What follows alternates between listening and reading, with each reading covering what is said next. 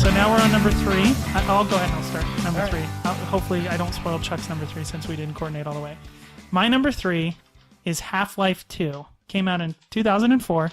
That is the most fun I've ever had in like a PC-centric game. Because I don't think... eventually I think it came out for Orange Box, which I played it again. Right.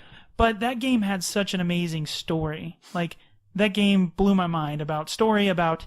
I remember, I think it's at the very beginning, you're running along the rooftops and someone's chasing you. Mm-hmm. It had that moment of like, I felt like someone was chasing me. And that scene, plus we never go to, what's it called? Raven, what's the scary place? Ravenhold or something, right? Yeah, we don't go there. That scene was so creepy. And of course, the mechanics, the gravity gun, it was so awesome. And then of course the dog, the giant robot thing, and the voice acting was phenomenal. And I'm waiting desperately for them to make Half-Life 3. It's never gonna happen. I think they'll eventually make it. It was essentially a horror game in the beginning. Yeah. I mean, that's really what it was. And just like the oppressive government, it felt like 1984 the game. You know what I mean? Like, it was awesome, and you have like the guy, I forget his name, but who basically turned over the Earth to the Combine and became like this leader. But he's like telling everyone, "Oh, it's fine. It's a great thing that the Combine are taking us over." But it just felt so 1984 is right up my alley, and I love the narrative of that story. So Half-Life 2. So that was my number 3 game as well. See? So really, it was? Yeah. Wow, that's you guys. Coordinate. Well, it's funny. Mine is Counter-Strike.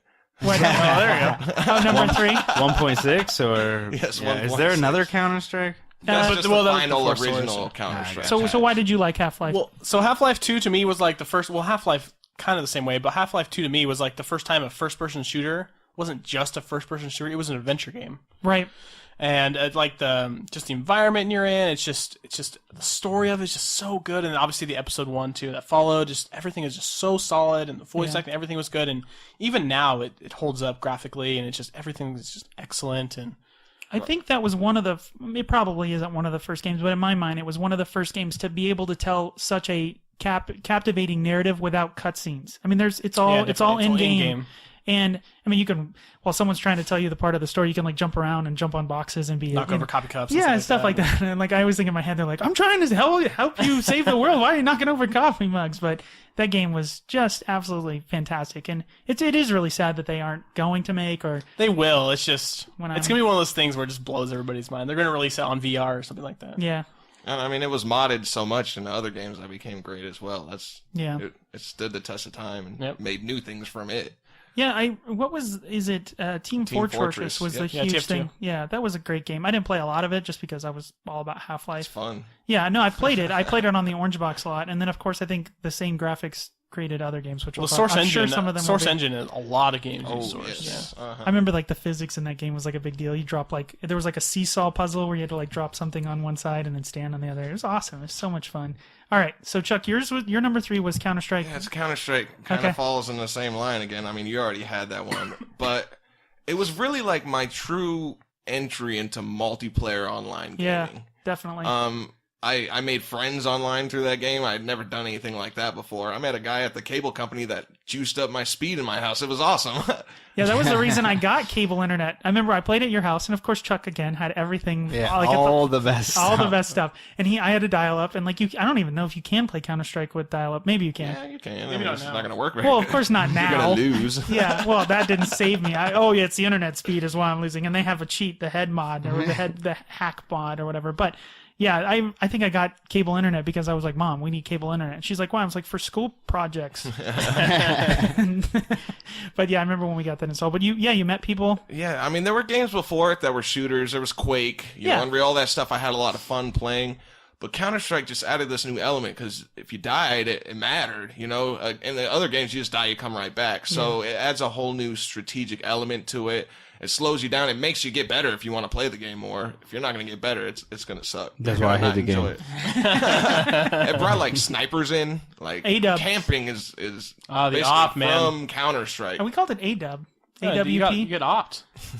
What does opt mean? AWP. That's the name of the gun. I called it ADUB. Maybe we all had little unique things. I just remember lifting I think it was like a 23 inch. No, it was probably 21 inch CRT monitor around, and that thing weighed like 800 pounds. But I remember when I bought it at Comp USA, which that doesn't even exist anymore. I don't think so. But I remember I coveted that thing. Like I spent like $500 on this. It was like my first thing that I bought with my first paycheck from a job. And I remember your brother Jeff was like, 21 inches. That's so huge. Like, look at this giant screen. It had a flat screen too. But the thing, I remember lifting it would cut into your hands, the base, because it was so heavy, the plastic pieces. It's like, why don't they make it flat? But they wanted to make it lighter. Oh yeah, that really helped with the weight.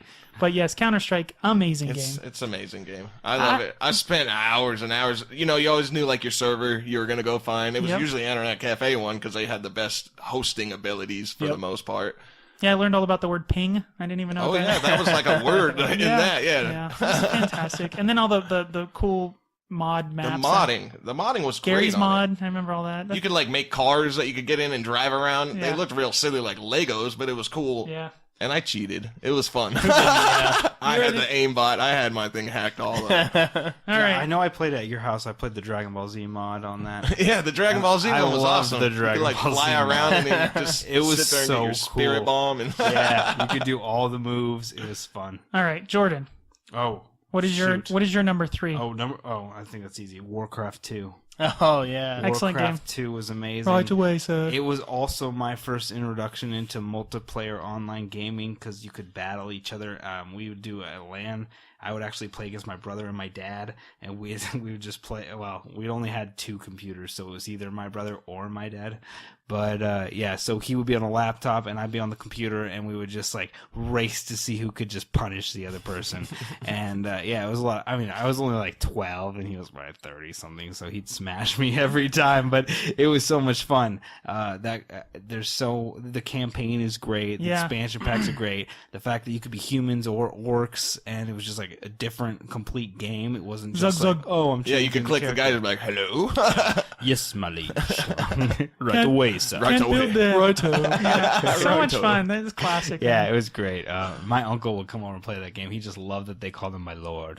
He was like, I'll play any game that Clicks him over and says over. my lord. I did like it when you would keep clicking and then they'd be like, stop clicking. It was so much fun. That's the thing that Blizzard does with the monster games now. Yeah, they're very funny. So that's your number Yeah, 3. Did you play any of like what you played online, right? Did you play people competitively? Or No, just... I only played like local LAN. I never played online. Did Warcraft 2 versus have other online? people. Yeah. It did. I don't know if it had it right away, if it was with the battle chest. The ones we had, I'm sure we could have, but I think we needed like better internet to be able to do that. But locally we could play and it would be smooth.